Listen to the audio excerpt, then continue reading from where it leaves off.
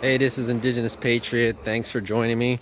Going for a walk real quick while I discuss a couple things. So the first thing I'm going to talk about is the New York Post put out an article that brings up the whole Ukraine issue again. It's a tired, old, debunked issue. But in case you don't know that much about it, I'm going to leave a link on a thread that I did from Twitter.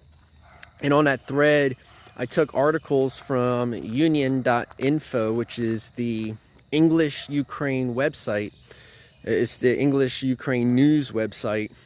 And it breaks down a timeline of what the Ukrainians thought of Viktor Shokin, the guy that Joe Biden was accused of getting fired in order to help Hunter Biden, what they thought of him in a contemporary timeline. So these are articles that are from 2015 and 2016, not articles that came out here in 2020 or even 2019. So it's going to be kind of hard to refute that. Read that and leave me some comments down below if it's of interest to you. One of the things that I wanted to highlight is the fact that Shokin's position was never supposed to be permanent. It states it in the first article that I link. He was supposed to only be temporary until the fall, and then he was supposed to give way to a younger generation, I suppose, is how it's put. So he was never supposed to be there for the length of time he was. And the articles also will show throughout the thread that it took them months, like over 6 months, to get rid of the man. That's 6 months of MPs who were their parliament deciding that he had to go. Over 25,000 signatories stating that he had to go. A protest of almost 100 cars at his residence saying that he had to go. The articles will show how he was peripherally involved in people that did some kind of diamond heist. The articles will show that he was firing the prosecutors beneath him that were investigating corruption, which is part of the agreement that they had made. Which brings me to my next point in regards to this New York Post article. So, why do we care about what's going on in Ukraine? A couple of reasons. One is because they are the curtain between us and Russia.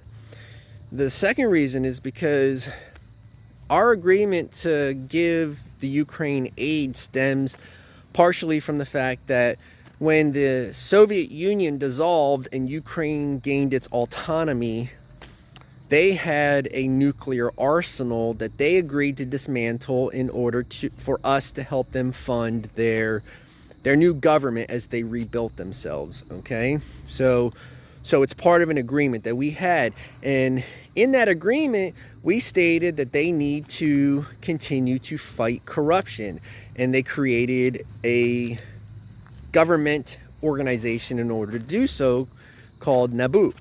Okay, NABU. You'll see that in the articles. Okay, so the New York Post article goes on to bring out some emails where they said Hunter Biden introduced his dad to somebody that was on the board of Burisma. Burisma is the gas company behind this whole issue. When Joe Biden stated that he never spoke to his son about his overseas businesses.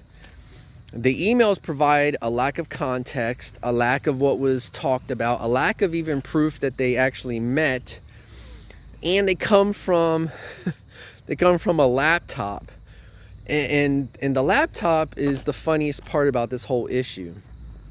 So it's this MacBook, right? And it's dropped off at a MacBook repair shop. And the owner of the MacBook repair shop cannot swear that it was dropped off by Hunter Biden, cannot swear that it's owned by Hunter Biden, but he thinks that it could be owned by Hunter Biden because it had a sticker on it that said the Beau Biden Foundation, and it had a video of him doing drugs. So yeah, I'm gonna turn in a laptop to a random Mac repair shop with me doing incriminating things, knowing that I'm in charge of millions, if not billions of dollars, depending on who you ask, not really caring how that comes across. Yeah, that sounds kind of hokey, especially when we talk about where the laptop gained its notoriety from. So the owner of the laptop apparently turned it into the authorities, but he did something before he turned it in. He made a copy of the hard drive's contents and he gave it to the most trustworthy man on this side of the ocean. Who do you think I'm talking about? Our man Rudy Giuliani.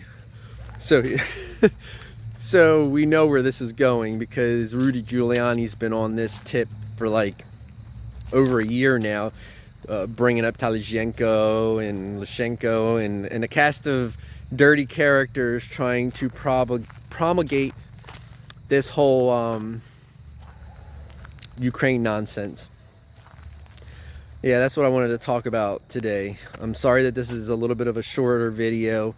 I'll get to a longer video tomorrow. If you enjoy this kind of content, please remember to hit the subscribe button, share. I'm going to leave a link down below with the New York Post article as well as the thread that I spoke on, so peruse. As a reminder, maybe you don't already know, this New York Post article is kind of flagged on Twitter and on Facebook, because they don't want people sharing this nonsense again. So it is what it is. Bitch canal, I'll see you again.